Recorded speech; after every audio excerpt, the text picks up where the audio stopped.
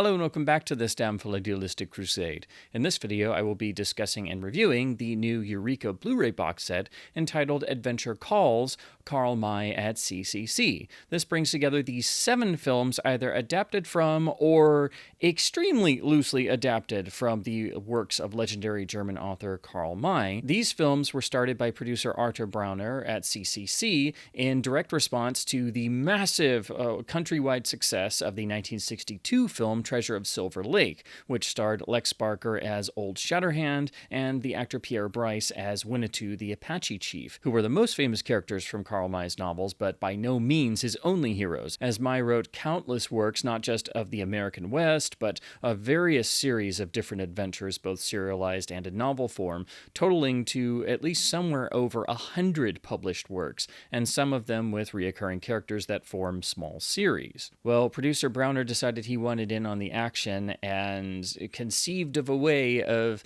actually starting to make his own KArl May films when he realized that Shatterhand and Winnetou and some of the other characters had actually lapsed into the public domain. So these films started by very loosely adapting the works of KArl May and basically avoiding anything to do with the actual stories, but using the same characters. And by a series of rather complicated negotiations, he was actually able to use the stars Lex Barker and Pierre Brice from Treasure of Silver Lake to start his own series with Old Shatterhand in 1964. And then in the other films would delve into the other characters and stories from the KArl May universe, but always retaining Lex Barker in the lead and some of the same supporting cast. So you had this feeling of continuity between the 7 films, even though it's only the first and last films that are using the Shatterhand and Winnetou characters. Regardless of which studio's output you're looking at, the sort of KArl May boom in Germany in the 1960s very much led to the boom of the Italian Western in terms of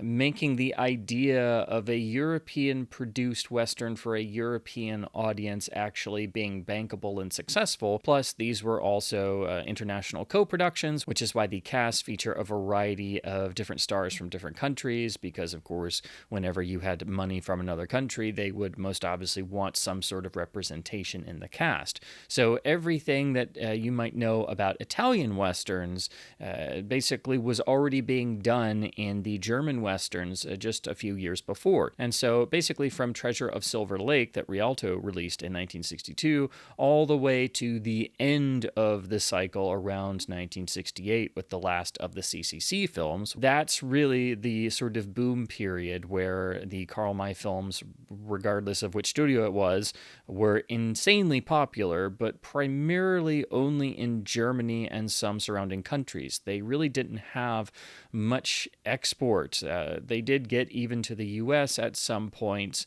but they were typically cut down and of course had to be dubbed into English and would get retitled.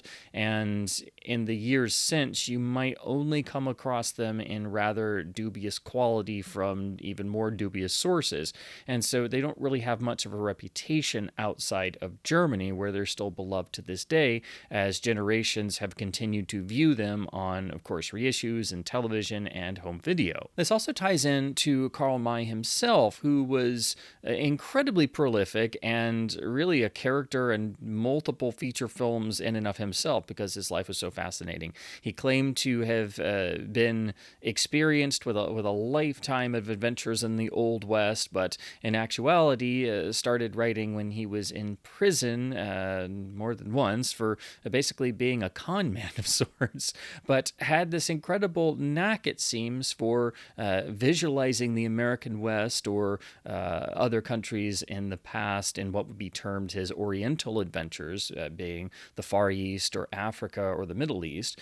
But he had this incredible ability to tell these wonderful adventures with a great sense of heart and humanity to them. There's also a striking sense of equality between characters, especially with Old Shatterhand and Winnetou, who are blood brothers, and Shatterhand is always fighting for everyone in the cause of not just justice, but human equality and just general goodness, which is not something you expect in stories of this kind from the early 20th century, but also the adaptations do frequently pick up on all of this, and that's what you get part and parcel with these CCC films and why they have such a great sense of heart. That's the direct representation of what I gather from the spirit of Karl May's work. The problem is I'm having to guess at this like most English speakers because May's works have not been really made all that available outside of the original German text.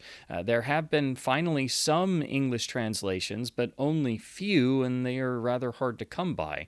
And in the process of digging through this box set and experiencing these films for the first time, I had heard of Karl May, and I knew how influential he was in terms of German literature, but I didn't realize just how influential he was, and learning about his fascinating backstory, it makes you very curious to seek out his work. So now I really want to go and track down some of those English translations, particularly for the Winnetou trilogy, which is the primary series of books, the 3 books telling the story of Old Shatterhand and Winnetou. So it's really a shame that the works of Karl May and the famous 1960s film adaptations don't really travel outside of Germany all that much. So even just trying to do further research or look up further information, you're typically going to run into that as well. But if you're talking to a German person of a certain age or anyone who grew up with the film adaptations or the works of Karl May, you're going to suddenly get a wealth of information. And they still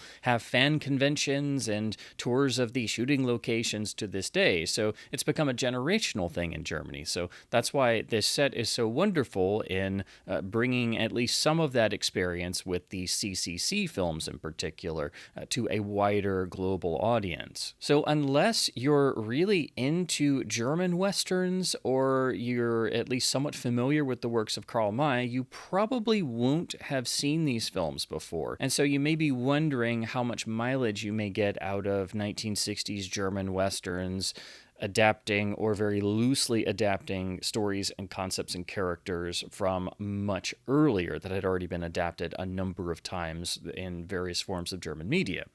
The other thing that complicates this and is also fascinating, but in a very sad way, is that, as the extras in the set go over, Karl May was essentially the favorite author of Hitler, and apparently Hitler either missed or just ignored all of the sections of May's works about human equality and shared humanity between everyone. And so the works of Karl May became sort of compulsory reading during the Nazi regime. And so after World War II, the works of Karl May kind of got stuck with a certain stigma, and it took quite some time, really probably until the successful film adaptations of the 1960s, for them to basically distance themselves from that.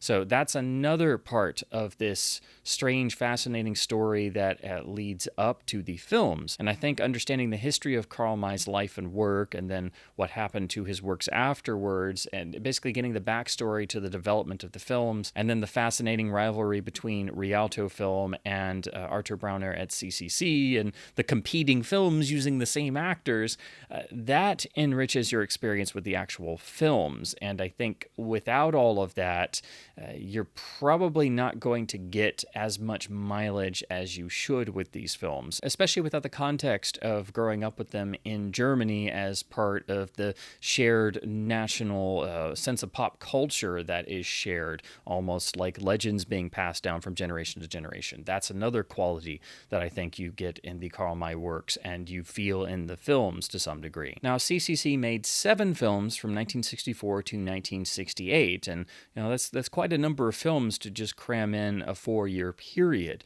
They all had similar productions. They were primarily shot in Yugoslavia, sometimes in Spain, so very much like the Italian Westerns shooting in Spain, particularly in Almeria. So again, you feel the sense of everything you expect in an Italian Western here in these German Westerns.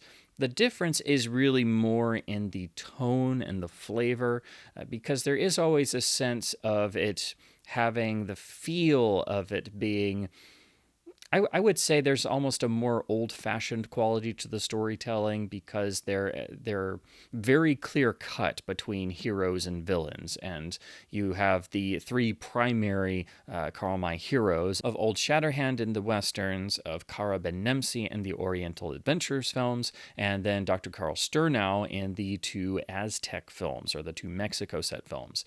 And you have Lex Barker playing all of these characters, so there's not much distinction between the three. They're very much variations of the same theme, and Barker's performances in all 7 films are very much your anchor. Barker was, of course, most famous for being the first actor to take over the role of Tarzan after Johnny Weissmuller left the series, which played out at RKO in the later films.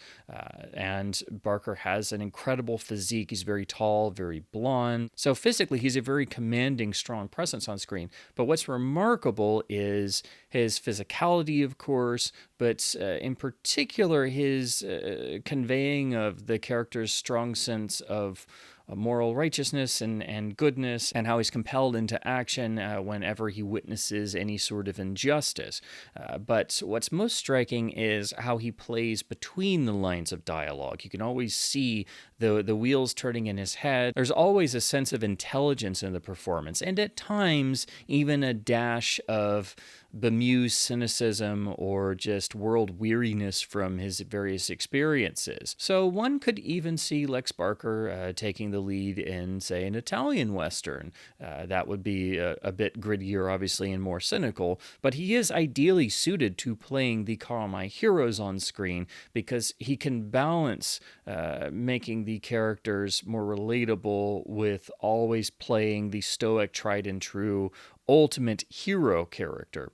But the stories, again, are very pure in that they are very direct. They are very clear-cut cases of good versus evil. And so I think they actually would remarkably play well for audiences of children, which is why kids grow up on these films in Germany and carry that love of them and then pass it on to the next generation. So it's very easy to understand seeing these, why they have lasted so long. But the CCC films in particular, you will notice very quickly that they are very direct and very simplistic in their storytelling. In some areas, one might even say that they have at least some touches of the storytelling flavor of a classic cliffhanger serial, where you can only tell so much story in each of the chapters as you're building up to the next set piece and action set piece for the cliffhanger of that chapter. And so you're getting the story basically parceled out, typically over 12 chapters, and then getting the finale.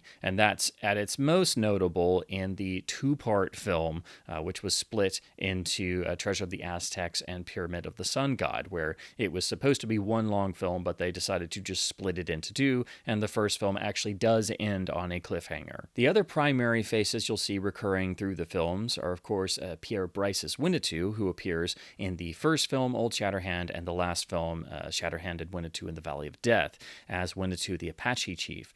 Now, the idea of casting a French actor as an Apache chief on paper sounds like a not great idea in terms of casting a completely different ethnicity. And the amazing thing is, it actually works. It works beautifully because Brice is able to so deeply convey the emotions, but the intelligence of the character, the spirituality of the character, and is able to do so much with a lot of times very minimal dialogue. It's a very refined performance, and the dynamic between Brice and Barker is so beautifully realized that it is the highlight of both of the films that bookend these 7. The comic relief in all 7 films is provided by Ralf Wolter, who plays basically variations on the same concept of being the comic relief sidekick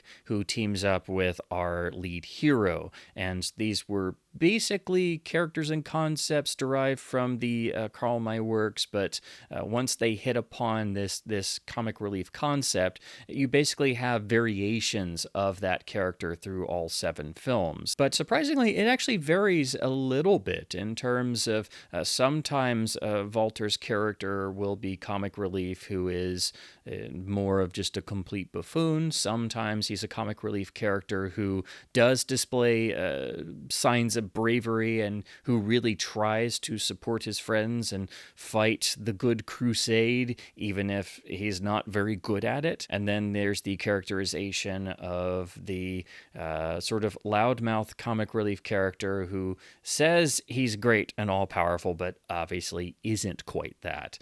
So that's the other sort of anchor you have throughout all the films, as he appears in all 7 films along with Lex Barker in the same type of role. So again, it's variations on a theme. And then in 4 of the 7 films, you have the wonderful actor Rik Battaglia as either the main villain or one of the side villains who just chews up the scenery and is a joy every time he's on screen. His villains, again, whether they're the head villain or not, are the type who appear and the audience just immediately starts grinning because you see a villain who clearly enjoys what they're doing. He's never twirling his mustache, but he very easily could, and you would love it because it's that type of pure, clear-cut villainy with charmed smile and sadistic gleam in the eye. And again, he just devours the scenery. So to go through each of the films in the set, I'll go through each one at a time, talk a little bit about the film, and then talk about the transfer and supplements. Now, Eureka has packaged the films across multiple discs,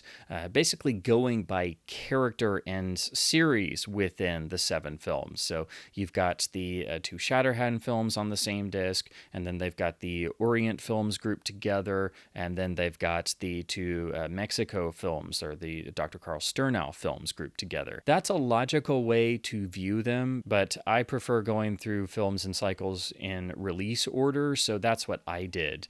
So I'll be discussing these in the order of their original production and release. So first is 1964's Old Shatterhand, which again was CCC's first attempt to do a KArl May film, and they were able to actually get the stars of Treasure of Silver Lake away from Rialto. So this film sees Lex Barker and Pierre Brice reprise their roles. But interestingly, Old Shatterhand and most of the CCC films are said to be grittier and darker than a lot of the Rialto films. So this is basically having the same actors reprise their roles for another company, but in a film that's actually a bit darker. So it's kind of like an interesting branch off point, or a really more of an alternate universe, if you will. But Old Shatterhand deals in classical Western themes. The plot sees a family get killed in a striking opening sequence on their ranch, and then it's all about a secret group trying to do a land grab and also spark a war between the Native Americans and the white settlers in the West. So it's very much drawn out of traditional Western story elements, and looking at it on paper or at first glance, it would seem like nothing you hadn't seen before. The difference is that there's again this sense of classical storytelling, of classical themes. Everything is very cut and dry. But what you'll find in all of these films, whether you like all of them or not, is that there's such a sense of heart to all of these films. That's why I think they've attained such longevity. And Old Shatterhand as a film is really the closest to a traditional American Western. This is helped immeasurably by it having a variety of famous names that were attached in the pre-production stage, and particularly having a substantial budget. It was said to be the most expensive German film produced up to this point, and so the production value is relatively high for a film of this type, of this era. It was also filmed in a particular form of 70 millimeter, so it is a large format title, even though when you're looking at it on the video releases, it's pretty much in the scope ratio. All of the films being shot on location outdoors gives them at least some sense of grandeur and atmosphere, but it's really Old Shatterhand where you get at least a bigger sense of grandeur compared to the other 6 films. So Old Shatterhand isn't just the strongest and most striking of the 7, it's the one that is most close to what you expect from a modest to bigger budgeted traditional American Western. The difference is that you've got these really striking icons of German literature in Shatterhand and Winnetou, who are essentially the final arbitrators of everything, of ensuring that good will triumph over evil, even though it's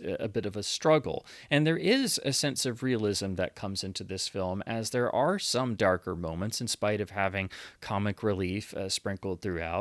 And there are moments of darker story elements, and you've also got corruption inside the U.S. cavalry, because some of the figures involved in the plot are actually cavalry officers. The primary one played by American actor Guy Madison, who had actually appeared in a film with at least some similar themes. If you go and look at the underrated Anthony Mann cavalry wilderness western, The Last Frontier. And of course, by having another American actor in the cast, that furthers the feeling of this being the film that feels closest to an American Western. But the most striking thing about this film remains the very progressive aspects of the Shatterhand character and his interactions with everyone. And he's always the central figure who is able to diffuse tensions and bring all of the factions together. Actually, at one point, having the cavalry officers and Winnetou and the other tribal leaders actually sitting for a meeting and sitting traditionally on the ground. And he's always the one who's able to not just be a physical translator, but a cultural translator between everyone. And it's truly striking that you have the central Western hero of the film being such a figure completely devoted to the cause of equality and justice for everyone, that it becomes more of a mythical character. There's definitely a degree of what you think of in regards to the Lone Ranger, the masked rider of the plains riding in the cause of justice, and the original radio and television incarnations, with what you see in Old Shatterhand. And Shatterhand is basically the forerunner in that sort of classical mythical Western hero figure that is, on one hand, larger than life, but on the other hand, still clearly a mortal man. This is most notably brought up in the Old Shatterhand film in the climax, where Shatterhand is actually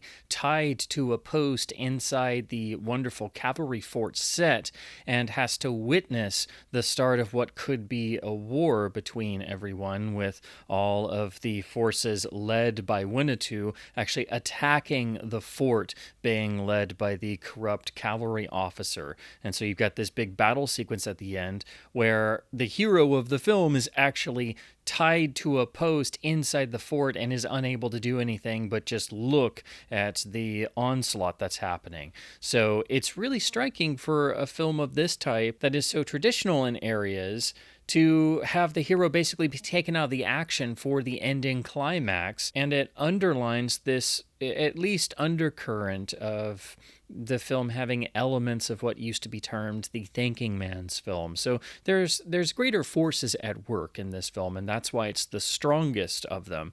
And it is really appreciated that the story has darker elements. There's even some moments of violence sprinkled in that you wouldn't necessarily get in an American Western. There's one in particular that there's no way you would have gotten it in an American Western, except for the rise of the revisionist Westerns in the later 1960s. Another element that truly gives this the flair of an American Western is producer Browner's insistence on trying to get any American experienced studio directors he could, in particular directors originally born in other countries, and especially German directors who left during the rise of Hitler and got successful in Hollywood, and so he would try to encourage them to come back. Most notably, he did this with both Fritz Lang and Robert Siodmak. But Old Shatterhand was directed by Hugo Fregonese, who had a pretty solid career in Hollywood and had also worked at MGM for a number of years. But crucially, he had made a number of American Westerns.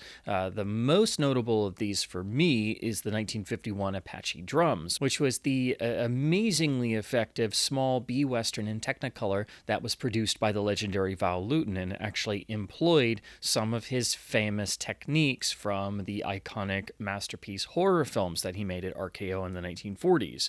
So having a director with American studio experience, but also who had experience making American Westerns in various forms, that was a perfect person to choose to mount such a big German Western that was so clearly trying to imitate but primarily translate the styles and genre cliches of the American West, all the expected trappings of an American Western. You needed somebody who had really actually made some before to be able to properly translate that. And that's another element that I think so strongly orients this film most closely with the ideal American Western that people carry in their heads. So this is the perfect film to start with. Not only is it the strongest of the 7, but it is the one that will be most easily approachable for an American audience who has never seen any of these films before. Now, to turn to the transfer,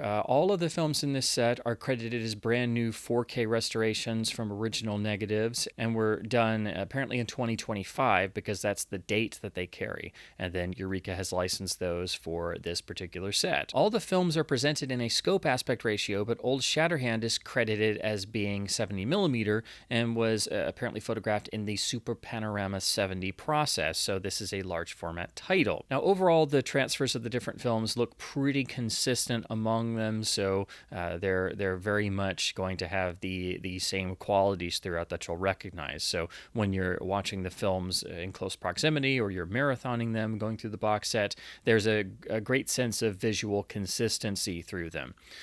But unfortunately, they all share the same really not good transfer quirk, and this is the one thing that plagues this set, and I hate to be the bearer of bad news, but there is some really intensive grain processing going on in all of these transfers, and it's quite unlike any other grain processing I've seen before in terms of just how intensive it gets, how it comes and goes, and the artifacts that it leaves behind. Now, the overall restoration work on all 7 films is, very, very good overall, but it hasn't resulted in an absolutely pristine image for any of the films. So on all of them, you need to expect to see some spots and little tiny fleeting bits of wear here and there, sometimes some scratches and lines and things, or some hairs visible in the gate that are part of the original photography. So nothing out of the ordinary for a restoration of a European Western of the 1960s.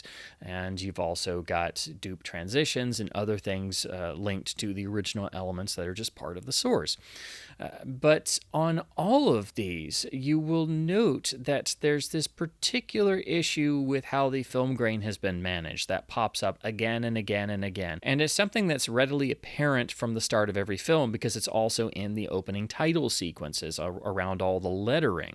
And it looks like what somebody may have tried to do is to tame down the visible film grain, particularly in close-ups, because a lot of these artifacts are visible on faces.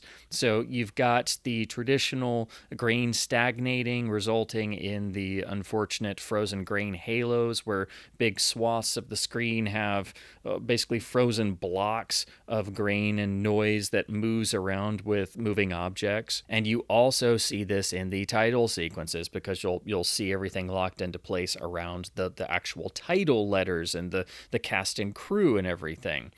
But in the attempt, it seems, to mitigate or tame or reduce the visible grain, there have been some very notable artifacts introduced. So throughout all of the films in this set, all the transfers, you'll notice that where it seems like they tried to manage the grain by either freezing it into place or trying to reduce the visible grain, there are bits of what frankly can be only described as noise. And so you get these noise artifacts that pop up consistently throughout every transfer. And so it's not part of the original elements. It doesn't seem to be part of the original scan, and it seems to be directly a result of the grain management that was done here. And it's truly unfortunate because it mars what is otherwise a series of well-done transfers throughout all the 7 films. Now, as I said, it comes and goes, thankfully, but when it pops up, the artifacts are quite large and they're very noticeable, and that's why I'm really surprised that in the reviews of this set so far, it's been nothing but glowing reviews of the picture quality. I have to wonder if people weren't watching these transfers with their glasses on or something, or watching from a great distance away. If you were to watch from a greater distance, it is harder to spot these. So if you're someone who pays attention to transfers, or someone who notices frozen grain artifacts, or notices telltale signs of grain management, then I hate to be the bearer of bad news, but this set is going to drive you crazy. And when I review a disc, I take notes and put in timestamps where certain things happen, whether it's a particularly bad spot of damage, or it's a transfer quirk, or a particular issue, or if I see some frozen grain artifacts. And I had to start actually abbreviating every time I spotted these, because I was having to stop at some points every 2 seconds, it seemed, and I just got to where I was just writing artifacts over and over and over in my transfer notes, and it was a bit of a headache and did detract from the viewing experience when you're having to stop every 2 seconds. Thankfully, some films fare better in the set than others, but it pops up in all of them. It's the same thing, so it's obviously the same processing that was used on all of them. I'm not entirely sure, but it seems all of the restoration work was carried out by the Omnimago group, because that's what's credited at the end of each of these with a new CCC logo, and that's where you see the 2025 date. So I don't know if it was part of the scanning process, or it just at some point apparently someone decided to do some grain management and they got really carried away. I've never seen grain management look quite like this. It at times, when you get the noise artifacts, it makes those areas of the frame almost look more like upscaling DVD on a 4K television. That's how noisy they get. It's really strange, and it makes you wonder, now that we're in the age of AI enhancements, that it might be a case that the grain management had some AI involvement or management. So I don't know if that was part of the process, but either way, it is a gigantic flaw in the masters on this set, which is a shame, because otherwise these are very healthy presentations. I will say, though, that here on Old Shatterhand, for what's supposed to be a 70mm film, you never get that feeling of it being large format and having the greater visual fidelity. What you get in comparison to the other films is the greater sense of production value and more of some panoramic landscape shots. So if you go into this set expecting all these transfers to knock your socks off because they're credited as new 4K restorations, you're not really going to get that, nor is there probably all that much visual splendor in the original material. So I would say go into this set expecting something more along the lines of solid 2K masters on Blu-ray. Just basically temper your expectations a little bit. But the big problem here is the grain management. This is not something Eureka had anything to do with. I think they've done an exemplary job of putting this set together and building such a comprehensive supplements package that enhance the viewing experience of all of these films. And they are to be applauded for even making a box of these films, because they're so little known and discussed among English language audiences. It's just that the restoration masters they were supplied with have this particular problem baked in, and you can't escape it, because when these artifacts pop up and they mix with the frozen grain, it is really ugly, and they are quite noticeable. You don't have to look too hard for them, and you have to just hope they're going to go away for a while, but sure enough, they come back, and you still see frozen grain popping up throughout all of these, and then you've got the little bits of damage and wear that keep popping up. So These masters are what they are, but it is truly an unfortunate level of visual artifacts that run through every film in the set. They've all gotten the same treatment, and it's the one thing about this set that I have to throw up a red flag about, because it is really bad, and I think these masters need to at least be able to have that removed in terms of the grain management that was applied. And that would probably mean just going back to the scans and having to redo the work, and I don't foresee that ever happening. Again, this is nothing that Eureka had anything to do with. This is all seemingly baked into the masters that they were given, and it unfortunately does run through all 7 films in the set. Otherwise, as I said, the transfer is very healthy looking. It looks very solid. There's just some occasional scratches, a little bit of frame movement, a little tiny flash of wear here and there, and I think I spotted just one tiny little flash of a very brief glue splice. So again, nothing out of the ordinary for a film of this vintage and of this particular type of European Western.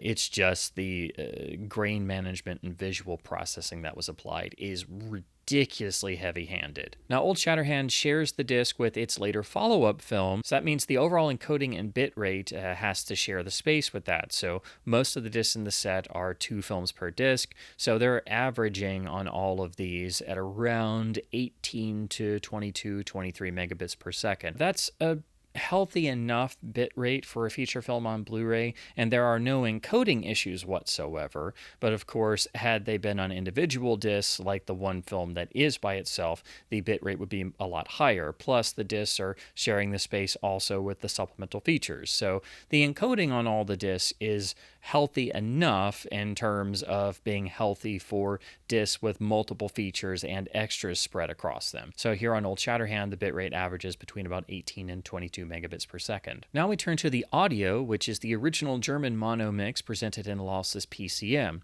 This is a very healthy sounding track, and of course it's a dub, as these films were pretty much all post-synchronized. It is a little bit thin in places, and in some of the louder passages can be a little tiny bit harsh, but that's just pretty much inherent to it being a 1964 German mono dub track. I don't have anything else to compare with in terms of other releases, as I haven't seen these films before, but it does sound like a healthy enough presentation of the original mono, and there is some natural hiss in there, so it hasn't been over scrubbed to death. The English subtitles are very good and automatically play when you select the original German track. They seem to be a very good translation of all the dialogue, but I did notice there is one typo in one line of dialogue that, if you're reading the subtitles, it's kind of hard to miss, because it throws you a little bit because of the particular typo, making the line seem not only very odd, but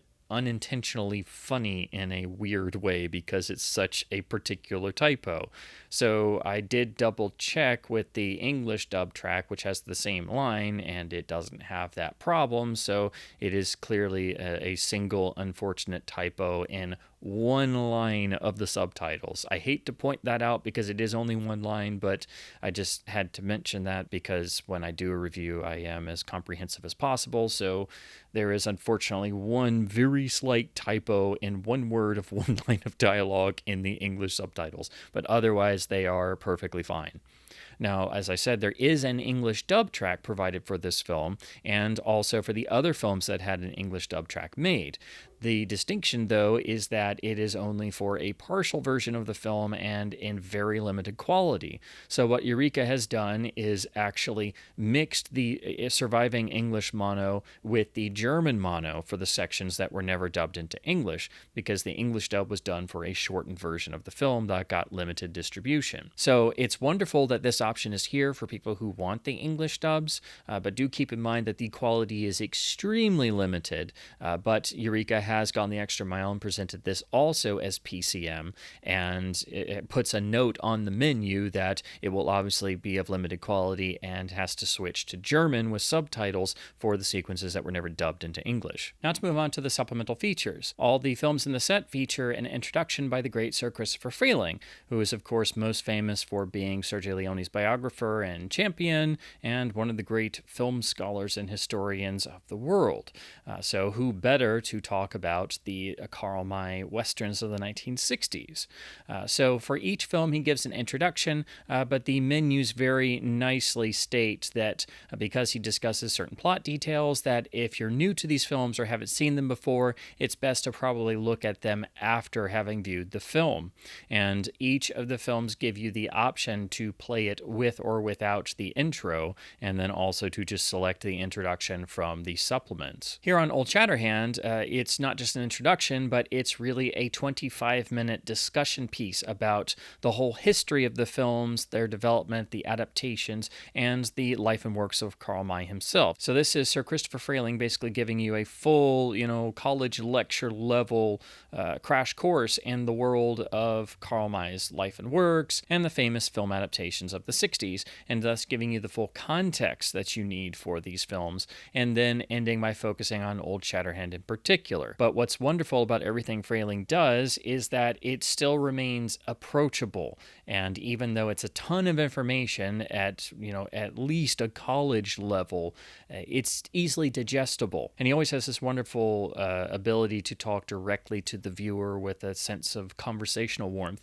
And in fact, this looks like it was literally recorded and filmed in his living room, and you see his own wall of physical media behind him out of focus. So it feels like Sir Christopher Frayling just sat down in his living room to have a chat with you about the world of KArl May and KArl May films.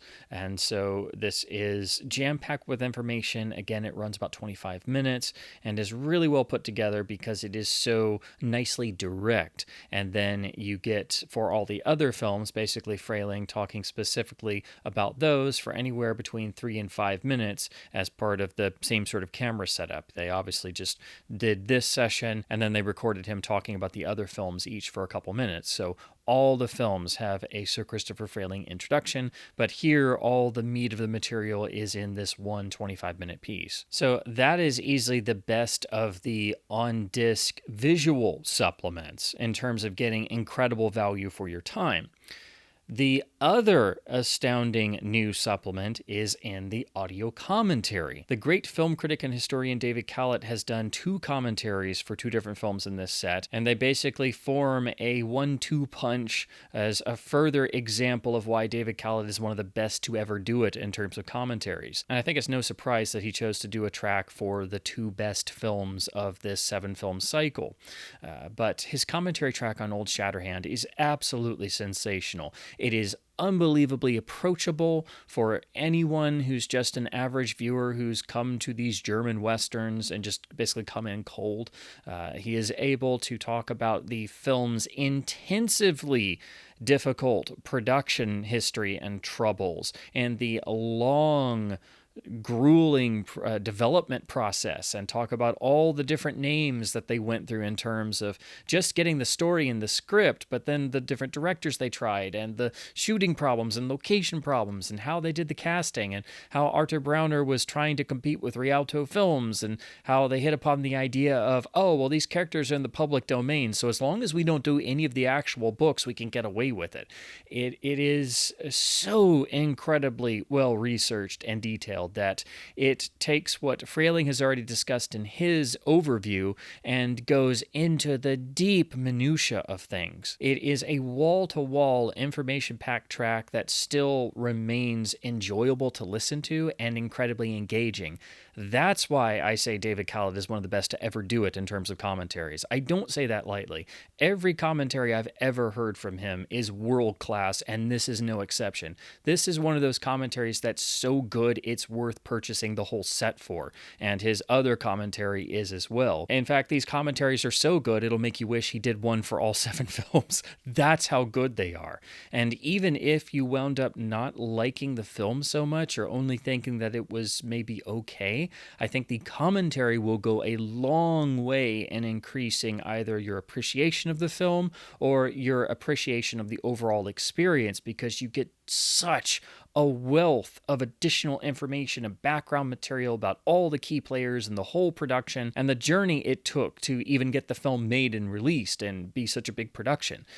This is, simply put, one of the best commentary tracks I've ever heard. Absolutely world class, one of the best commentaries of all time, and worth purchasing the whole set for. Now, all the other extras seem to be pre-existing legacy materials taken from existing releases of the film in Germany on older formats. So we have a nicely done making of Old Shatterhand, which runs just under 18 minutes, and is, of course, in 4:3 with German audio and English subtitles are provided. This is where you get the traditional sort of making of that has interviews with surviving cast and crew members, and there's even some contributions from the producer, and you also get to see some glimpses of some of the shooting locations in the modern day, and also hear from various representatives of CCC and the KArl May estate, and you get to hear about the legacy of the film and the fans. So this is your traditional making of featurette piece that you would expect, and it is well done. It's just, of course, in German with English subtitles. Then there's a vintage featurette on the actress Dalia Lavi, who plays the lead heroine of Old Shatterhand. This is more of a vintage promo interview where it's interview footage mixed with her giving a performance because she was also a well-known singer. This is in black and white, and it's a standard definition upscale of an old file, and it looks healthy enough, but it's just basically a short promo piece that only runs 2.5 minutes. And then we have the international release trailer for the film. This is unfortunately in very low quality. It's a standard definition upscale. It also carries the title on screen of Apache's Last Battle, but in the voiceover narration, it has the Old Shatterhand title. There's a lot of wear in this, but we're at least able to look at some vintage trailer in some form for the film. But just keep in mind, the quality is very low, and the trailer had a lot of wear to begin with and is missing frames. So you've got, tons of damage and scratches and pops and jumps and things. So just know that the trailer here and pretty much all the trailers in this set are just a pre-existing standard definition file of the best they could actually source, presumably for some of those older video releases of the films. So this trailer runs about 3.5 minutes. Interestingly, this trailer actually does have an English voiceover, so I assume that's why on screen you've got the English title instead of the German original. Now, going in release order, we move to the second film, which is Der Schut, or The Schut in English. This is the first of the Oriental Adventure films, featuring the KArl May character Kara Ben Nemsi, also played by Lex Barker. So these are the films that are obviously not Westerns, but they have all the same trappings and tropes as what you see in Old Shatterhand and the actual Westerns. It's just basically translating everything into a different realm, so it's basically a side series, even though it's part of the same series, and you've got the same lead actors basically playing variations of the exact same roles that they did in the Shatterhand films. Now, everything I said about Old Shatterhand being a very direct story that didn't necessarily have as much nuance as you might wish for, and having an inherent simplicity to the storytelling that makes it a film that children can actually watch and enjoy, that unfortunately increases in the Oriental Adventures films. And so of the films in this CCC cycle and the films in this box set, these particular films, the Kara Ben Nemsi films, are really the ones that have the least narrative material to get invested in. And so depending on the viewer, your mileage may vary with these films in comparison to the others. I myself found these films to be the ones that unfortunately kind of dragged a bit because they were extremely direct and simplistic in their stories, and it felt like it was continuing things from the other films because you have a lot of the same cast and crew and you've got the same lead actors in very similar roles, but it's just like variations on a theme. Der Schut deals with Kara Ben Nemsi and his comic relief companion Omar with about 500 names. names, played again by Lex Barker and Ralf Wolter, respectively, traveling through the Balkan Peninsula and dealing with a notorious bandit known only as Der Schut, or the Schut. That's literally the bandit's name. But he's this bandit chief who basically rules the countryside and has been kidnapping various figures as well as laying waste to virtually everything for his own personal gains. That's really the entirety of the plot. It is, of course, no secret that Der Schut is played once again by Rik Battaglia, who is wonderfully charming when he's on screen, but they try to keep the identity of a villain at least a secret for a while, but it's no surprise. As soon as he appears on screen, you know that he is, of course, going to be Der Schut himself. What makes this particular part of the cycle unique, though, is the insertion of additional comic relief characters. The characters of Sir David Lindsay and his manservant Archibald. They're played by Dieter Borsch and Chris Howland, and they become really the most interesting things in this film, because the character of Sir Lindsay is basically a riff on the sort of Phineas Fogg type of Around the World in 80 Days, the rich Englishman who just wants to have constant adventures, and he and his manservant go around basically living the high life with a variety of all sorts of costumes and gadgetry and things that they can fit inside oversized suitcases, and so they just wander around and sort of blunder through in and out of the story, and also are recurring in the other films in this sort of miniature cycle. So their inclusion is at least charming and funny in spots, but it is a little bit odd and bizarre to get used to at first. Otherwise, this is a very straightforward story that could easily be turned into an adventure serial in chapters if you wanted to do that. But unfortunately, it doesn't give the viewer much to get engaged with because it is so direct. And so for me, it certainly felt like it plodded. It was a film that didn't necessarily hold my interest for its story. It was more of just seeing what the actors did with these other characters who were different yet incredibly similar to the characters in Old Shatterhand, and seeing how they interacted in this particular other cycle within the cycle of CCC films.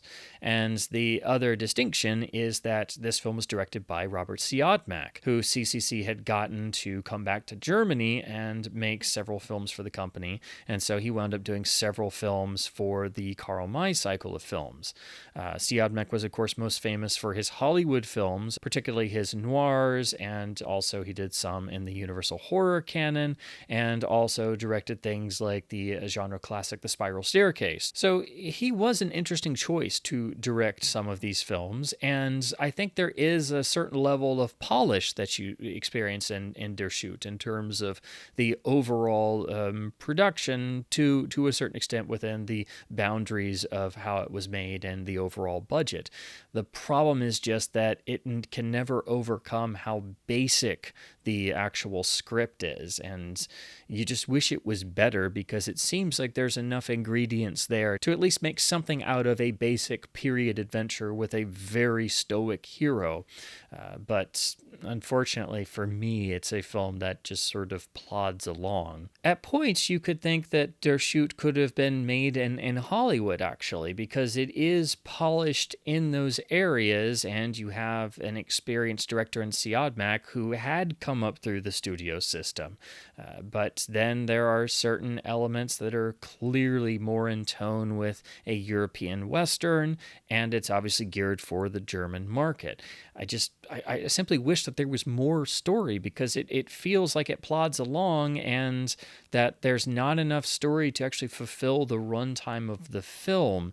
And so it's having to rely on certain moments and set pieces and just adding more action set pieces. And the action never particularly ramps up to a large level. All the action sequences seem very straightforward in the staging as well, and it just there's a feeling of simplicity that runs through the film. It's perfectly fine, but it just doesn't do anything to really engage you as a viewer all that much. I suppose not being in Germany looking at these films with the cultural context makes it a different sort of experience, but I think most people can agree that the Oriental adventure films or the Kara Ben Nemsi films are the ones of the 7 that are not as engaging as the others. And I would also say that this is where Ralf Wolter's performance as the primary sidekick comic relief, this time he's playing the character of Hadashi Omar. Again, he's got multiple names, and every time he feels like he's challenged, he has to puff himself up and recite all the names. This is where the comic relief starts to border on being maybe at least a little bit grating to certain audience members, and it does become a bit tiresome, not because of the performance, just because of the type of character it is. And I do vastly prefer the other Ralf Wolter characters in the other films, but eventually you do get used to the Hadashi character, and I do think he is at least a little bit more dialed in and a little bit less grating in the other Oriental adventure films. Again, it has to be said how amazing Lex Barker is on screen, just his presence, his reactions, and everything. And I think he's absolutely wonderful as this other character, even though there's not much to distinguish the 3 different heroes that he plays across these 7 films. But he manages to make it distinct within the world of this film. So when you're watching the 7 films, you can actually tell that it's 3 different characters, but it's played by the same actor having to do a lot of the same things. There's also some elements of this film that are striking for not necessarily the reasons intended. Obviously, some of the humor with the English gentleman is a little bit odd and quirky, but there's one particular sequence involving a bear that they obviously had to switch to not having the bear on screen to not endanger someone's life, and so there's a not subtle usage of a guy in a bear suit. Which you can clearly tell in this new transfer, because you're looking at it on at least an HD or 4K television upscaled, and yeah, it's definitely a guy in a bear suit. So there's some unintentionally funny things here and there. But again, for all I can complain about the film's shortcomings, you still feel that sense of great heart that it has. So all of these films, I think, can at least in that area overcome their negatives or shortcomings or production limitations for that reason. And that's why I think they seem to truly reflect the works of KArl May, even if they're doing something completely different.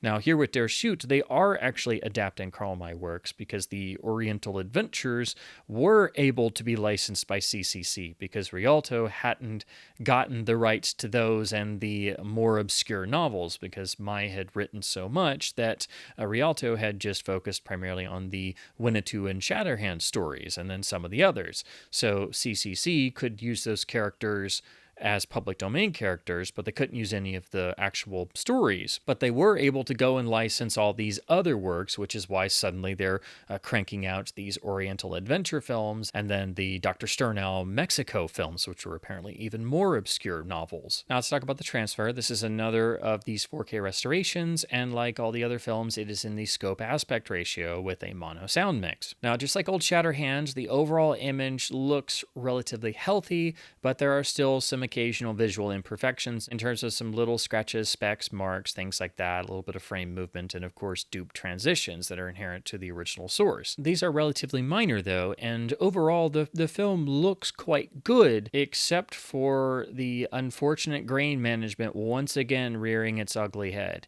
Just like on Old Shatterhand, it comes and goes, but when it's there, it's not pleasant and results in stagnant grain, frozen grain artifacts, and then the sort of junk noise that's going on in those certain areas. And it again is most notable on the actors' faces, particularly in the closer shots.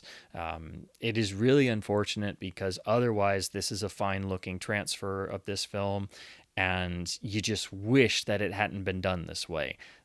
That again, it's the one major problem here on Der Schut, just like it was on Old Shatterhand, and it runs through all the transfers. And I want to stress once more, this is not Eureka's doing. This is merely what's baked into the restoration masters that they were given access to. So it's not really anything that they could do about it. And these restorations are unfortunately not available without this terrible grain management applied. So because the actual terrain of the locations of Der Schut is different from Old Shatterhand, and you have less completely open, wide vistas where this stuff is more apparent, it does seem like the grain management and artifacts are lessened, but I think that's just because it's kind of covered up by the trees and the forests and things like that more than Old Shatterhand not having any of that to sort of disguise more of the artifacts that are popping up. Again, because this feature is sharing the disc with another and some supplements, the bitrate is a bit lower, but it's still averaging between about 19 and 22 megabits per second, and there's no issues with the encoding, so that's solid and well done. Again, the only problem is the really terrible grain management and processing that was done in the restoration process. Now for the audio, we again have the original German mono and lossless PCM. It sounds healthy enough and has some natural hiss, but of course is limited due to the nature of its production, so it's a little bit thin, and of course the dialogue sounds just a little bit canned because it was re-recorded and post-synced. And then also in some of the louder passages, there's obviously a little bit of thinness and distortion just due to the nature of the track, but it sounds healthy enough for what it is. There are, of course, English subtitles automatically provided, and they are good. The film also has a surviving English mono that's been provided, but again, the quality is extremely limited. It's very thin and noisy and has lower fidelity, and was done for a shorter version of the film, so it's been mixed in with the German mono with English subtitles.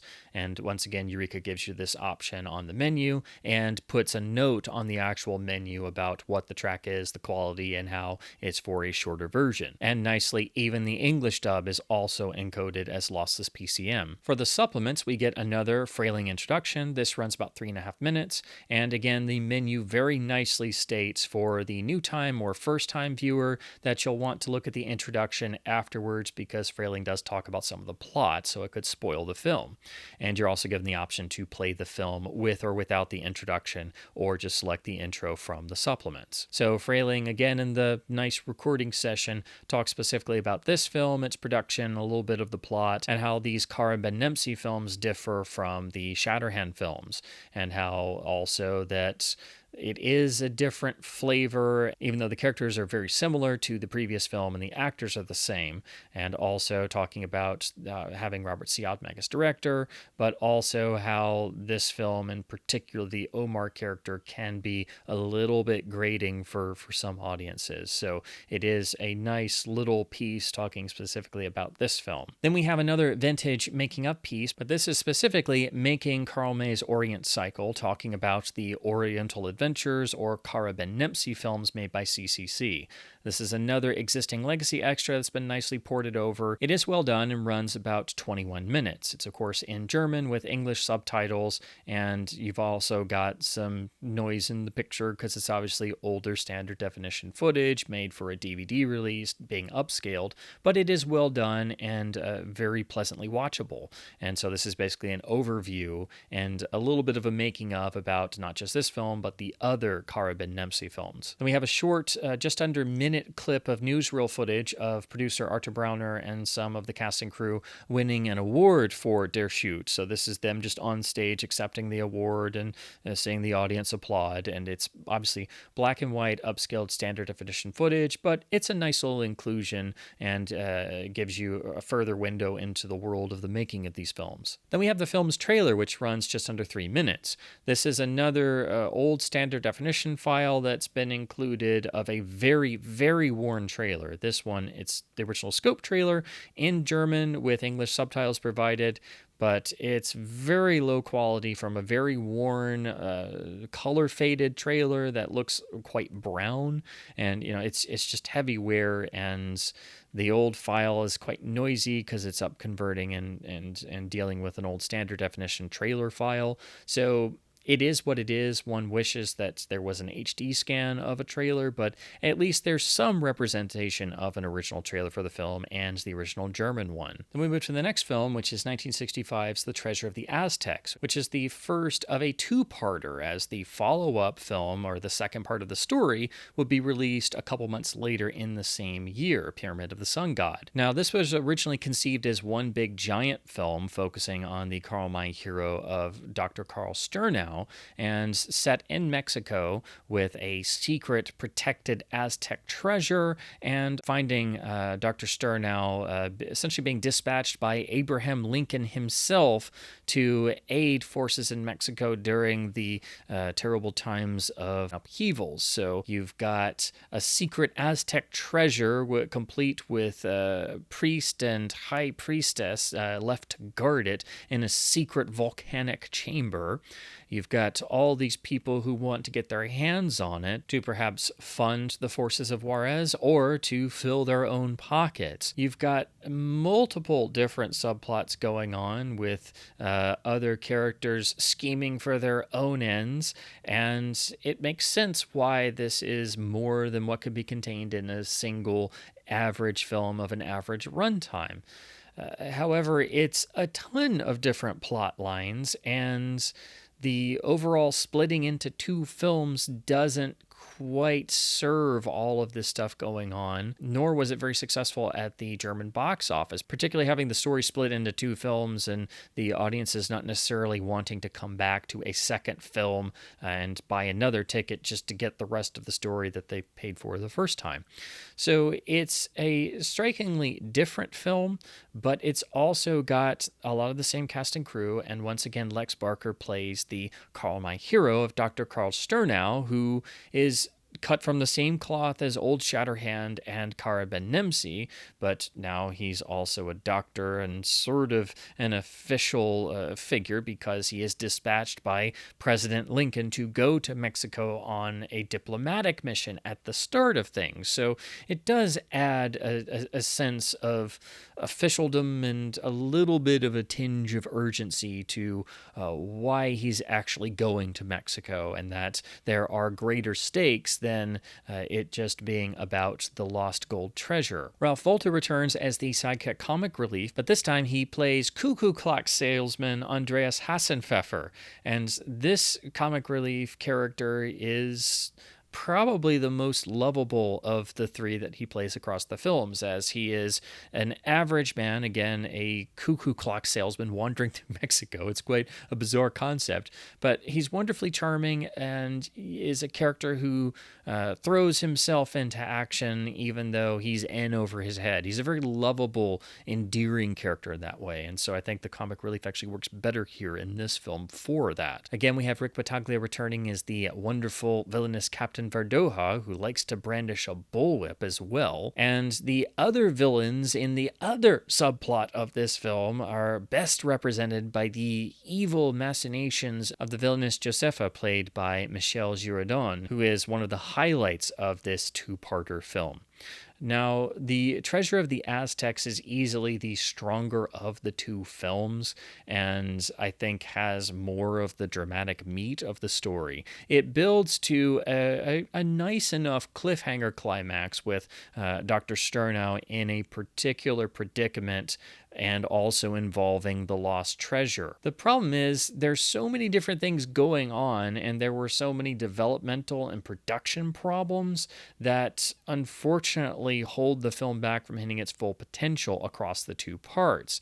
It certainly needed to be longer than, say, about 100 minutes or so, but at the very least, the story that's being told with all these different characters should have been refined and better focused to perhaps get away with doing it in a single film that was a bit longer, maybe 2.5 hours or so, because the second part is really one that feels more like it's padded out to feature length. There's not a whole lot that's actually done with the Dr. Sternau character for most of the second film.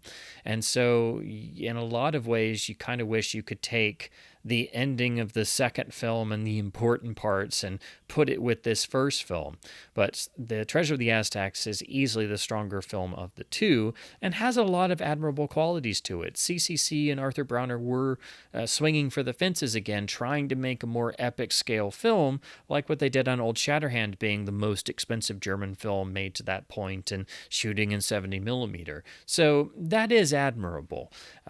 The overall film, though, is only so effective because it has some scripting issues for sure. It's got a lot of things going on, and it needed more narrative focus for sure. And I don't know if it necessarily needed to be two films. I think if it was a single film that was longer and the story was more refined, I think that would go a long way to making it play better. They also had a lot of production problems in the shooting, so they wound up having to shoot a lot of the film on sound stages, and so there are a number of sequences and even some of the outdoor sequences where they had to shoot it on a stage, and so it does have more of a stagey quality to it. I think the direction by Robert Siodmak is good overall, and it shows a certain level of a polished quality like what you would expect from a Hollywood studio film. But ultimately, it's about the adventure and the clear-cut themes and the very direct characterizations. So what makes this film work is that it is carrying on the tradition of these KArl May adaptations, and it's different from the others because it's a different character. It's in Mexico. You've got a secret Aztec treasure. There's enough to distinguish it from the other films. And overall, I do think Treasure of the Aztecs is the second strongest of these 7 films. So this is the second best behind Old Shatterhand, I would say. Now, in terms of the transfer and the picture quality, this is a handsome enough scope presentation where you will occasionally see a little bit of wear, some occasional specks, light movement, and dupe transitions, so nothing out of the ordinary. And it looks healthy enough. And again, the encoding is solid at about 22 megabits per second. But the problem, once again, is the terrible grain management that's used. It comes and goes, and sometimes some of the sets can obscure it, but it's certainly there, and when it rears its ugly head, you can't miss it. So that is unfortunately the major problem, again, with this film, because it's in all of this set. I will say I did notice that there's a tiny bit in the opening credits where it looks like there was some damage, or it's an inherent issue, perhaps, to the opening titles, but when you get to the actual music credit, it's like the frame freezes for a second and then jumps, like either it was just done that way in the original credits, or they were trying to get around some damaged frames. Overall, if it weren't for the terrible grain management and artifacts it produced, I would say this is a healthy enough transfer with more than a bit of general wear in terms of the scratches and lines and specks and marks that pop up here and there. So if it weren't for the grain management, I would say this is relatively solid, but again, the grain management artifacts are really bad when they appear. In terms of the audio, this has the original German mono and lossless PCM and English subtitles. The mono track is, of course, showing its limitations from the style and manner it was produced. So it is a little bit thin. The dialogue can sound a little bit canned due to how it was recorded, and in the louder passages, it can sound a little bit harsh. There's also some natural hiss underneath things, and occasionally you'll hear some slight ticks and things, so it hasn't been over-scrubbed, thankfully. In terms of the supplements specific to Treasure of the Aztecs, there's another frailing introduction which runs just over 3 minutes. He talks a little bit about the production and links some similarities to the classic Western Vera Cruz, but also the film Juarez, because you're dealing with the same historical figure here, and also talks about how it was turned into a 2-parter film. The major supplement is the second of the 2 David Cowlick commentaries, and once again he knocks it out of the park.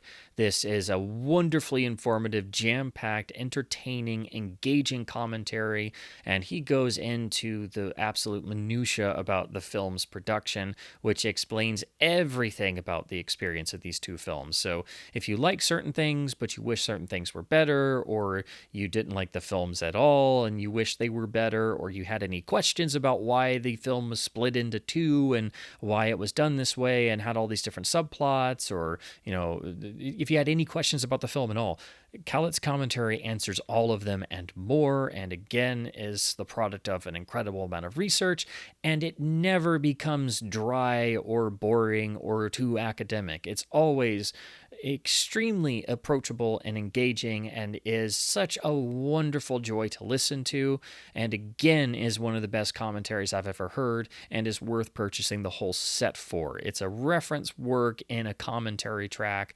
and is just one of the best commentaries ever made. He does this time and time again. If you see David Khalet's name on a release saying that he did the commentary, that track is worth its weight in gold. And again, you have another one of those here for Treasure of the Aztecs. Then we have an interview of Carl Schultz, who I believe is with the KArl May estate. This is about the Dr. Sternau adventures in particular, and these two film adaptations.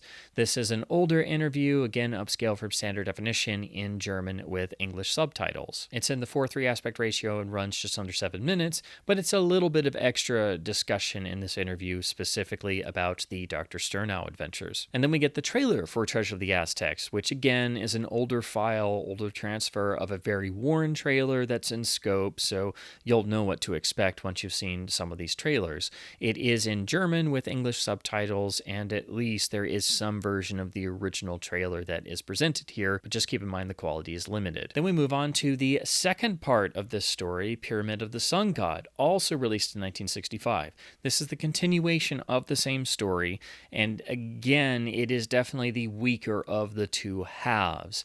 It does feel like most of the runtime you're just going through padding in order to then eventually get to the culmination of the story, and our lead hero of Dr. Sternau doesn't have much to do, or just doesn't appear in most of the second half of the film.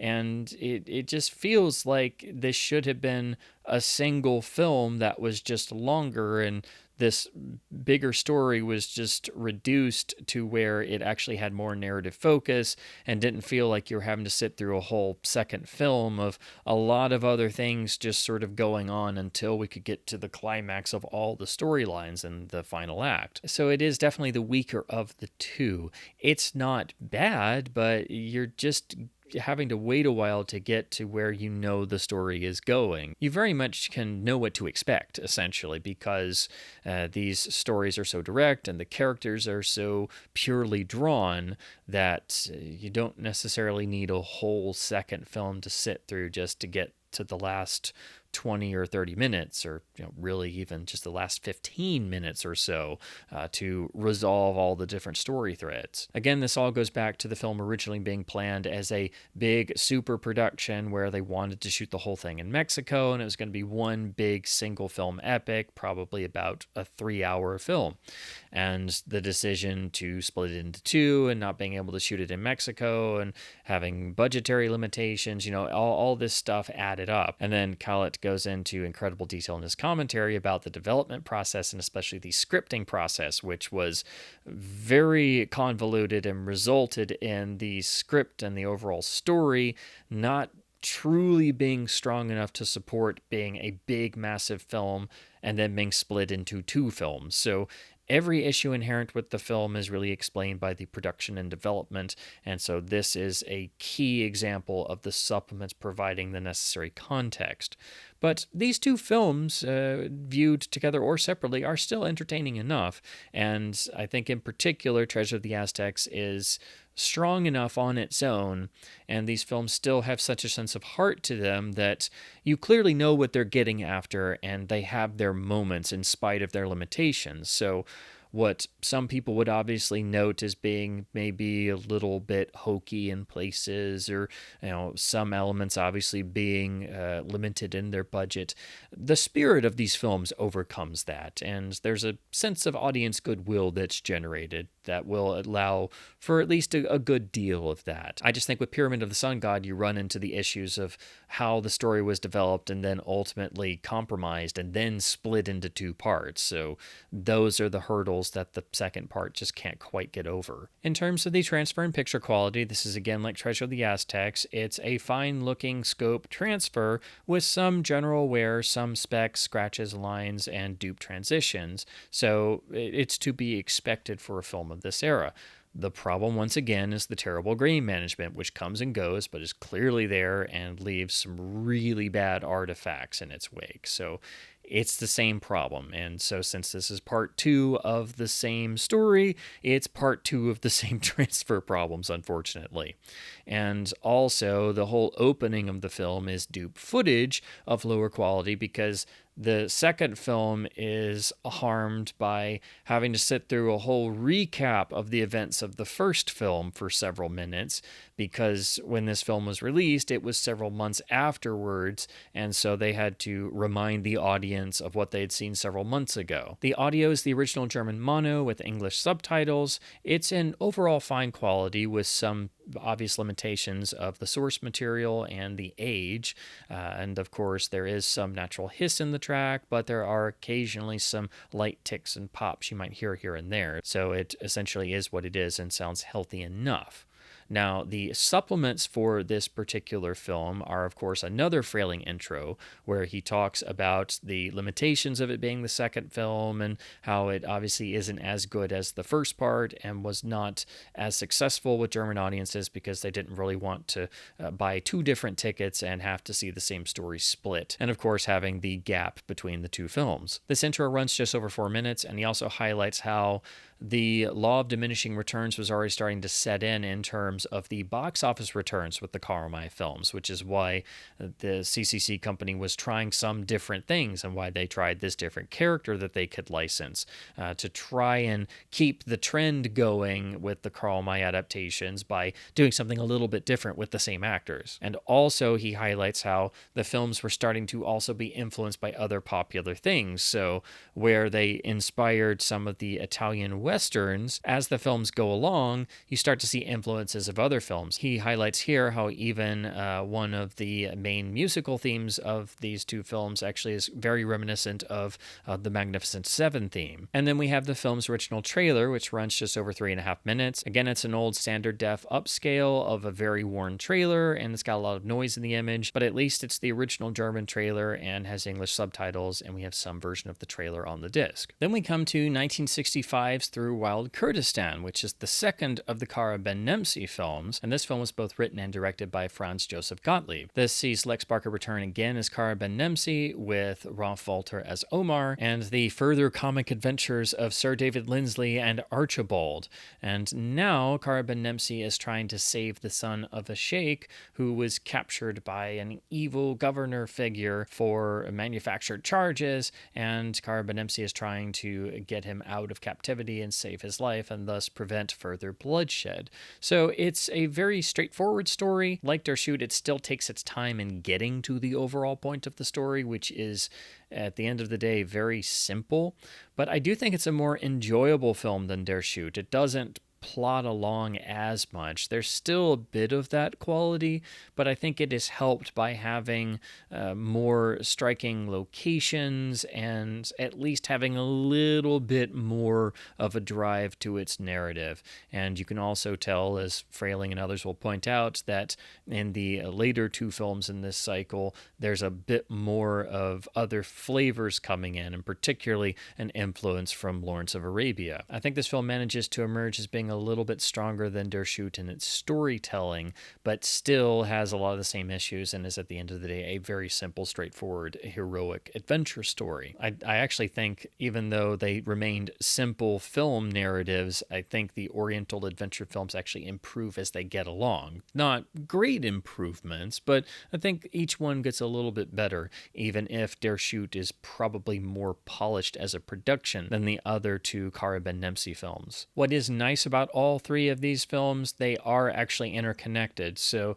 Der Schut is actually mentioned by name in this film, and then Through Wild Kurdistan is actually a direct precursor to the next film, which picks up right where this film left off. So that film is a direct sequel, so you get the continuity running through all 3 films. Now, in terms of the transfer and the picture quality, again, this is a healthy enough scope transfer. The encoding is solid in the high teens, low 20s. So again, about 18 to 23, 24 megabits per second on average, with no issues whatsoever. So nothing outside of the ordinary for a film of this era, having some general wear pop up throughout.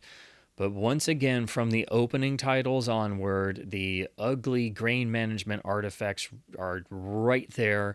And because you've got a lot of landscape shots, they are clearly visible because there's nothing to block the large skies and then the figures on the horizon. Or, you've got more landscape shots and open location vistas where you can clearly see the junk noise and processing that's going on. So it's unfortunately here throughout the transfer. It comes and goes, but it's certainly there. And when it's there on screen, the artifacts are very unpleasant. The audio is the original German mono and lossless PCM with English subtitles.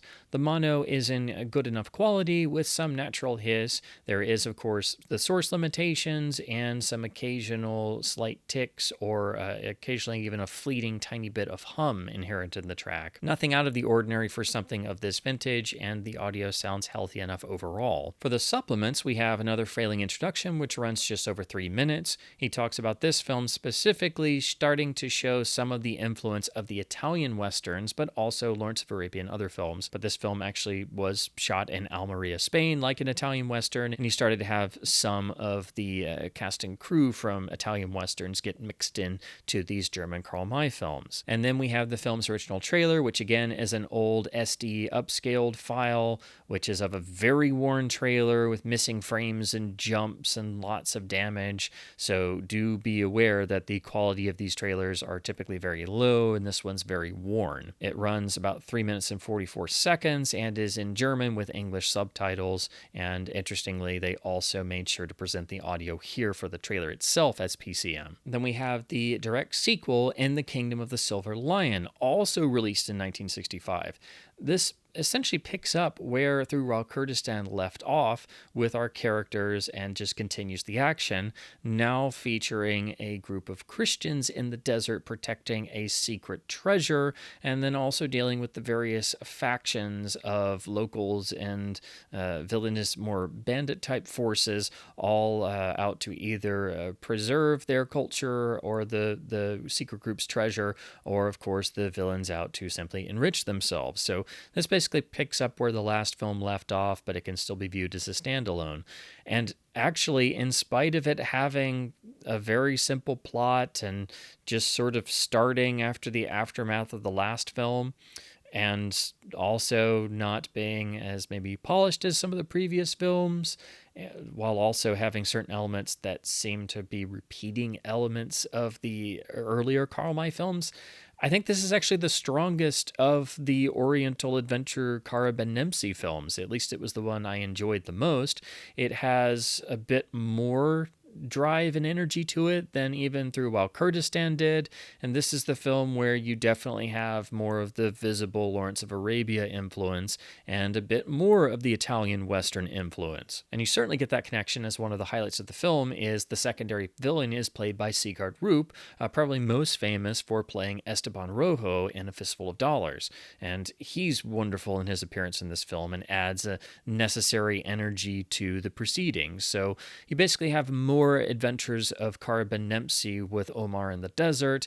We have Sir Lindsay and Archibald appearing again to have more comic hijinks, and there's just a bit more charge to this film than there was even in Through While Kurdistan. And I guess maybe they just get better as they go along in terms of getting used to things, and you've got the light bits of running continuity, so each film builds a little bit on the one that came before. So I think this is actually the most enjoyable of the 3 films of this mini cycle. Now, in terms of the transfer and picture quality, this is again a solid effort presenting the film in its scope aspect ratio with just some general wear, some lines, specks, and little bits of movement scattered throughout.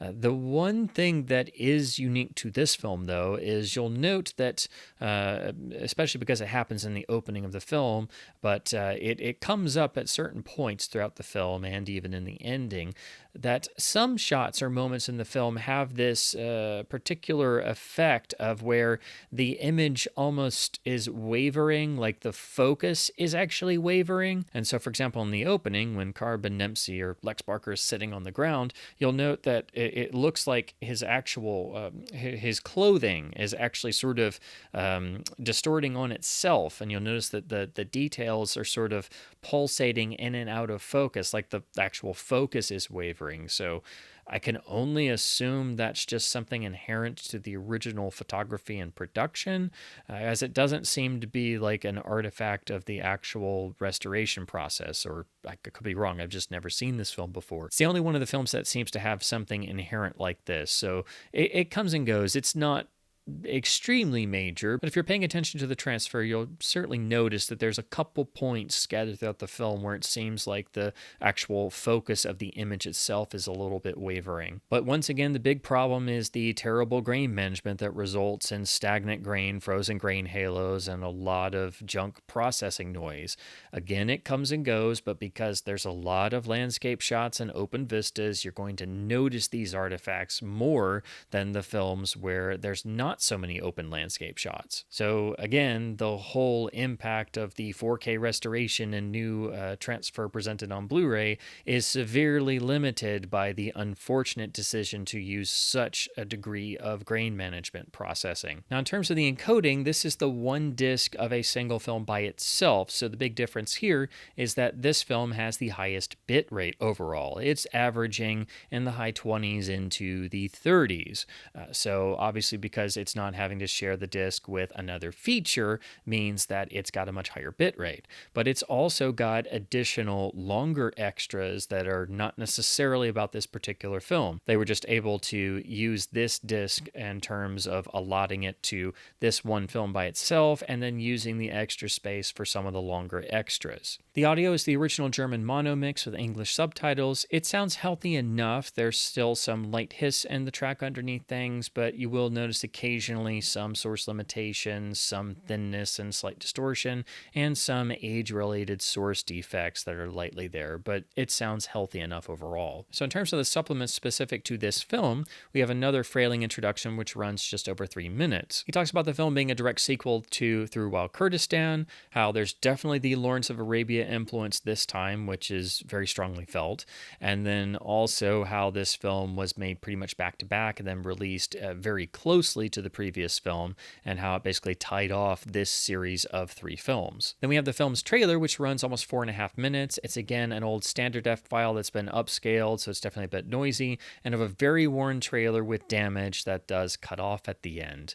But at least it's included in some form and has the original German audio with English subtitles. And then we have 3 other extras on the disc that are about the film's overall or other subjects. So the first is an interview with the daughter of producer Arthur Brauner. So Alice Brauner talks in an interview called Heroes on Horseback. So she talks about growing up in the world of her father's productions and being a kid on the set of some of the films, but also their importance and longevity and how they've lasted for all of these years and influenced countless generations, and about how she's very proud to continue her father's legacy and how they've done these new 4K restorations. So this is basically an interview piece done to tie in with these new 4K masters. It runs about 15.5 minutes and is in German with PCM audio and English subtitles. Throughout the interview, also funnily enough, there you can tell that there's some digs at the Rialto competing films still. It's like there's still some rivalry between CCC and Rialto all these years later. Then we get a piece called Prodigal Son, which is Sheldon Hall talking specifically about the life and career of Robert Siodmak.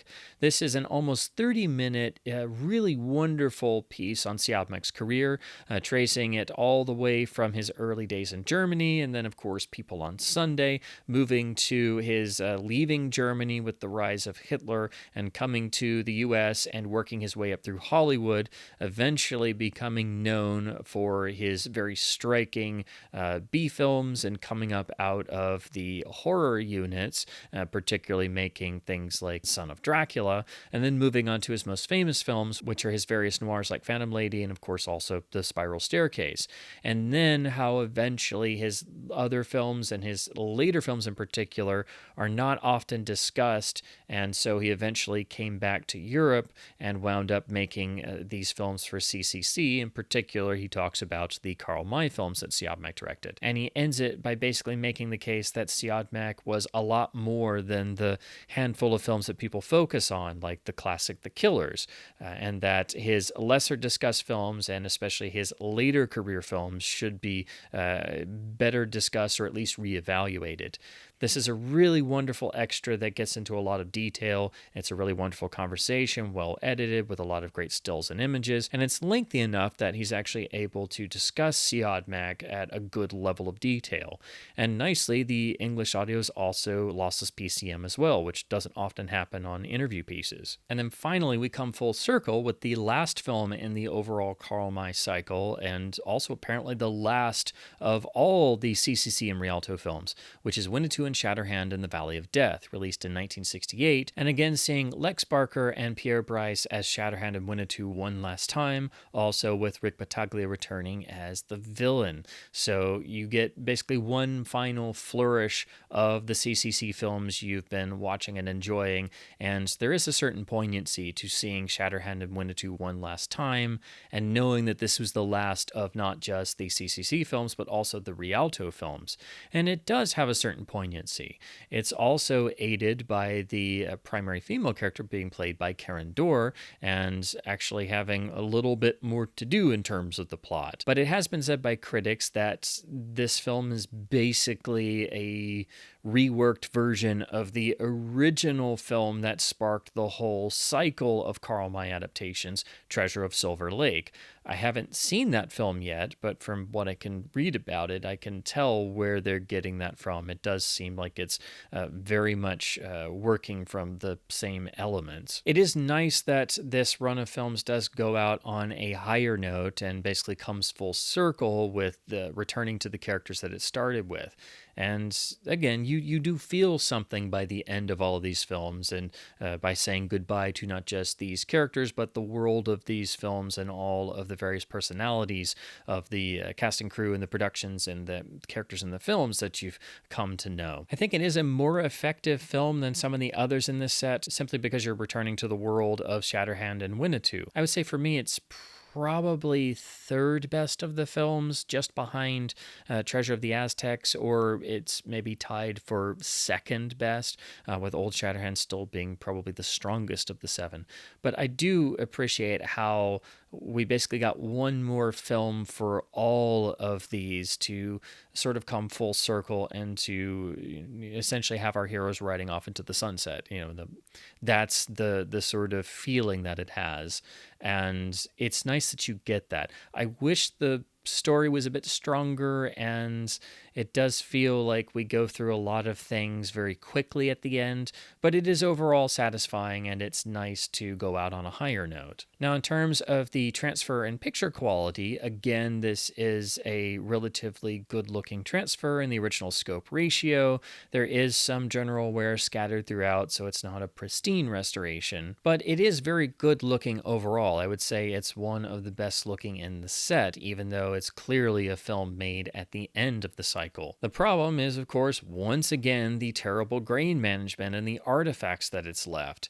Most of the time, this film looks better than the others because it doesn't seem to have as many of the artifacts, but when they pop up, they're certainly obvious and very much there in your face. So unfortunately, no film escaped the terrible grain management, but thankfully this film is at least a little bit better in that regard, but that's not saying much because when it pops up, it's really bad. For the audio, we have the original German mono with English subtitles. The German audio sounds quite good for what it is. It's obviously a little bit thin and limited due to the actual source limitations, and occasionally you hear a little bit of his still in the track, so it hasn't been over scrubbed.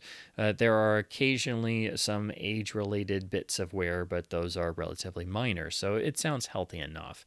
We also have an optional English dub in PCM as well, but again, the notes state that the quality is very limited, and of course, it was done for a different version. But nicely, Eureka has included the English dub as an option for whoever wants it. The Frayling introduction runs just over 5 minutes, and he talks about how this film is really the last hurrah for the whole cycle, and you can tell this is the end of the road. And he highlights the ending as even having the sort of flavor of the Lone Ranger and Tonto riding off into the sunset, as they always do. And so you get that classic legendary image of the two blood brothers and best friends riding off to have adventure after adventure, just things that we won't always necessarily see. And that's exactly what I thought when I saw the ending of this film. That was immediately what I thought of, was the Lone Ranger and Tonto riding off into the distance at the end of another adventure.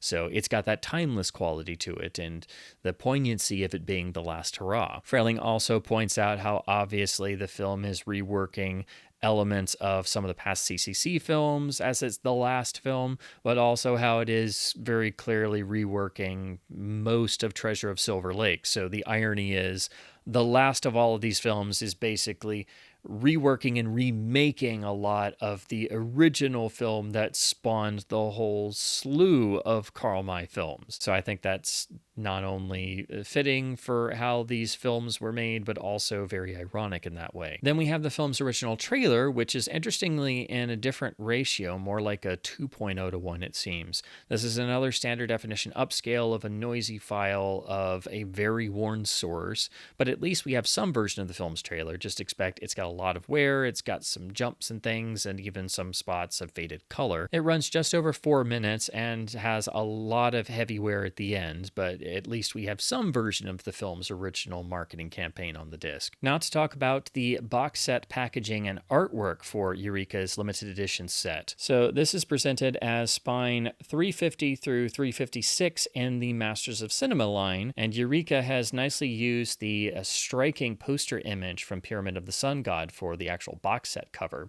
So this is a hard case box that is of the sort of a slimmer variety, and then it's given not a J card, but actually this little holder tray. So you've actually got the printed information in this that slips on the bottom of the box, and then the actual J card is the back of it. So it is obviously one you have to be careful sliding on and off, but it is a nice little touch. Here on the back we have a basic description and then a listing of all of the supplements, and then you also nicely get the poster images for each of the films that are used for the actual covers on the individual cases. On the bottom you have the copyright info and the fact that this is a Region A and B locked title, so you can actually play this set in the US as it is a dual region US and UK release. We've got the Masters of Cinema spine numbers on the side of the little tray, and a wonderful touch, you've got Lex Barker in a pose as Old Shatterhand on the other side. And here's what it looks like when the box is in, so this is what you'll see sitting on the shelf. Here is the box with the beautiful Pyramid of the Sun God art without the cover. And then here is the box spine, which also has the spine numbers. And then on the rear, you have all of the titles in their original font with a nice matching yellow to go with the sort of blood orange background color. Eureka produced a lovely booklet to go with this set, which runs about 60 pages. This is on nice thicker cardstock, so it has a premium feel and a nice finish to it. And of course, beautiful reproductions of original stills and some of the poster images. So here we have a lovely shot of Kara Ben Nemsi and Omar, with Kara on the great horse re-jumping a gigantic gap as seen in one of the films. Inside we have 4 fantastic essays, plus the credits for the film and the typical Eureka viewing notes. Each of the films gets its own page at the start, and nicely they give you the original release date. And this is how you can easily view the films in release order if you want to do it that way like I did, versus watching the pairings of the different series within this cycle. So the essays range from covering the life and times of KArl May himself to the films and the fun stories of the production and the competition between Rialto and CCC, but also how they influenced German cinema as a whole. There's a really fascinating essay here about Old Shatterhand himself and how the character and the portrayal by Lex Barker is really trying to, in some ways, if unintentionally, reclaim the German archetype of the super heroic, stoic, tall, blonde figure of a perfect physique from what had been done to that sort of concept during the Nazi regime. And then there's a wonderful essay examining Lex Barker's career in German films and how he became an iconic figure in the 1960s, but only for a particular period of time centered around the KArl May cycle. And then we close out with the typical Eureka viewing notes telling you that these are all widescreen films and to make sure you have motion smoothing disabled on your television, and then the credits of this release. And then last, we have a wonderful tinted still of Winnetou and Shatterhand on the back. Now, for the digipacks themselves, they are all the slim variety and nicely feature the original poster art for each film. So here we have the first disc with Old Shatterhand in the original poster featuring Shatterhand tied in the cavalry fort during the climactic battle. And then the inside has the poster for Winnetou and Shatterhand in the Valley of Death. And then the disc tray shows a wonderful still of Winnetou in full pose. The disc label has the titles, but nicely has a background color that matches the background color and spine that's used for the rear. So here on the rear, you've got the titles and the runtimes and directors for both films, and then the spine, which also has the Eureka spine number. For the second disc, we have the poster for Der Schut, and the inside has the poster for Through Wild Kurdistan. And the tray shot is one of Omar with Kara Ben Nemsi. The disc label has the same red used for the rear and the spine with spine numbers. The third disc is for In the Kingdom of the Silver Lion, and so this has the poster on the front, and the interior uses some lovely black and white stills. And then we have another black and white production still for the disc tray. The disc label matches the yellow used for the rear and for the spine. And then finally, we have the last disc, which is the 2 Aztec films. So here's the poster for Treasure of the Aztecs, and the fantastic poster for Pyramid of the Sun God. The disc tray gives us a wonderful publicity shot of the great Rik Battaglia in full villainous mode. The green of the disc label matches the green of the rear cover and of the spine. So that is the Adventure Calls box set of KArl May films from CCC, released by Eureka as part of their Masters of Cinema line. This is a really lovely box set put together by Eureka. They put in quite a lot of love and care, and in particular have produced some really wonderful supplements that not only introduce these films to audiences outside of Germany who maybe don't have experience with them, because I certainly didn't. I knew of them, but I'd never seen them. So it was really helpful to have all these wonderful supplements to enhance the experience of watching these films for the first time, but also to understand the full context of their production. But it also adds to the longevity of these films because you know more about them and can return to this wonderful set time and time again. They even went the extra mile and included the surviving English dubs for the films that had them and made a lovely package overall with a wonderful box set and booklet. The films themselves may not appeal to everyone or even every Western fan due to them being adaptations or quasi-adaptations of KArl May works, which aren't necessarily known much outside of Germany, particularly here in America, but also due to their very straightforward storytelling style and usage of a lot of the same personnel and the same cast. There's a certain connection that runs through all of them. So if you enjoy one, you will want to see the others, and so it makes sense to get them as a box set. The simplicity of their stories and having such clearly defined themes might make them seem a little bit simplistic, but I think you certainly get something out of watching these CCC films all together in this way, and especially having these wonderful supplements, I think truly enhances the experience. So I would say that these would be important to look at for any fan of Westerns or anyone who is curious about the various film cycles and trends of European films in the 1960s. And especially if you love Italian Westerns, then you really should see these at some point, because they very much inform where Italian Westerns went and they continued alongside them. And if you just love classic adventure stories, then you're certainly going to get something out of these. They are certainly old-fashioned in a particular sense, but in the best way that term is used. I don't say that they're old-fashioned stories in a bad way. They're old-fashioned stories due to their purity, really, and that seems to be the core of what the KArl May works still retain, and why I'm really curious to finally go and read some of those in the few that have been translated to English. The only issue with this set is the grain management that was used in the restoration process. That is the only thing that I have to say keeps me from giving this my full recommendation. Again, it is nothing that Eureka had anything to do with, and they were stuck using these restoration masters. It's simply something that was done in the process by someone at some point, and it leaves some really notable artifacts through all the transfers of all 7 films. And that's the issue I have with this set. That's what you run into throughout all the films time and time again, and it's unmistakably there because the artifacts are quite large and also add a bunch of noise where there shouldn't be any. It's really a shame because this set has been really well produced and lovingly put together, and Eureka didn't cut any corners putting this set together. So your hard-earned money is very well earned on this set, and especially due to the fantastic supplement.